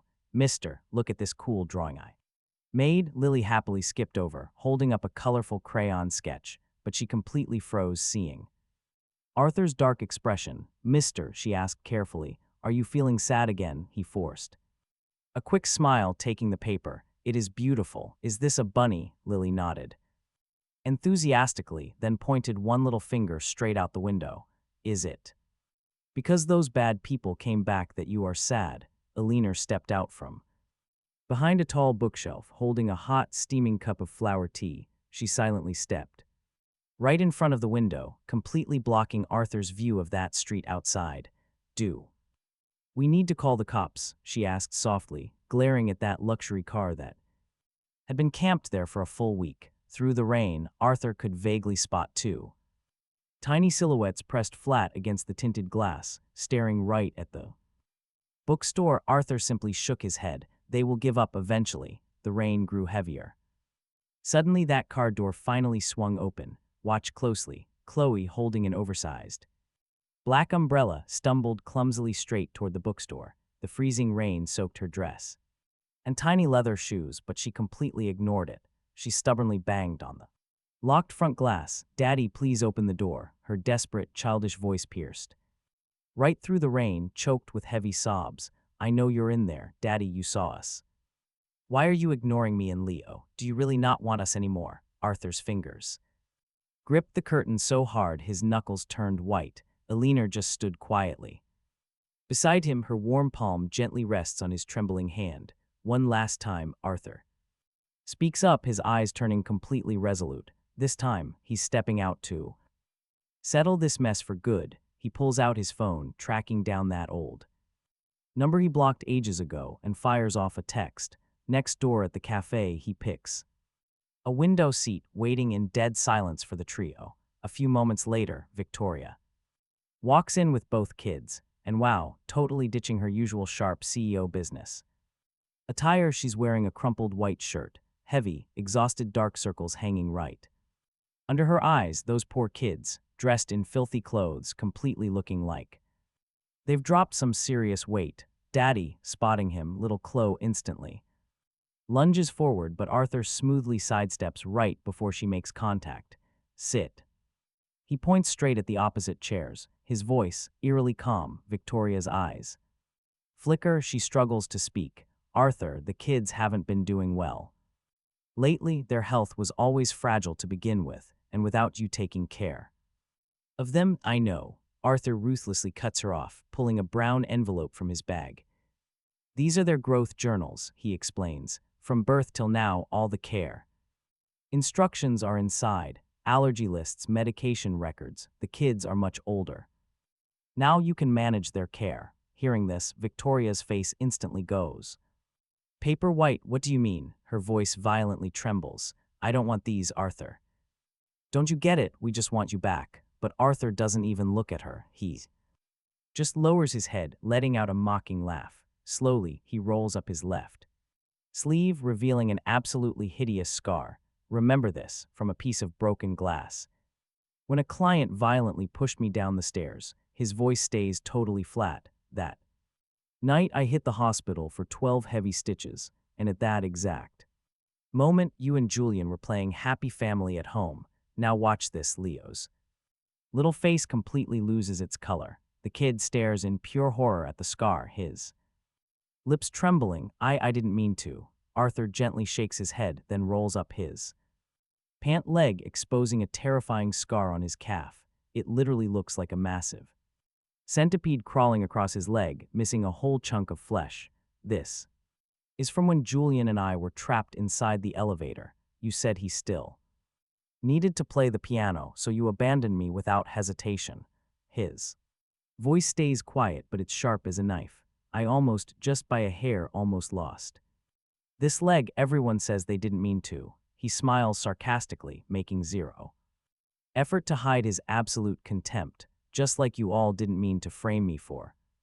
Making you eat mango, just like you didn't mean to tell everyone you hated me, so I'm just supposed to accept this brutal damage, because you drop a casual I didn't mean to, I should pretend it never happened. Suddenly, Chloe bursts into heavy tears, lunging forward to grab his arm, but we know we're wrong now. Daddy, come back. Please, we'll never act like that again. Arthur stares at his daughter, bawling like an absolute rainstorm, but his heart stays completely still. You and I know he's done. The pain, gone. He sits quietly waiting for her crying to fade out. Slowly, he speaks. Every single word feels like it's squeezed right from his chest, bone dry. I truly loved you guys once. Chloe was born premature, weighing barely 5 pounds. I stayed by that incubator for 7 days and 7 nights. Leo got bullied at school, too scared to go. I walked him to his classroom door every single day. I remembered every birthday, baking your Arthur made those cakes himself, but you know how love fades when they pushed him down the stairs, when they said he was entirely unwanted, when the kids chose Julian as their father. Any remaining bond shattered right then. Arthur came here today just to make that clear. He stands, sliding cash under his cup. He articulates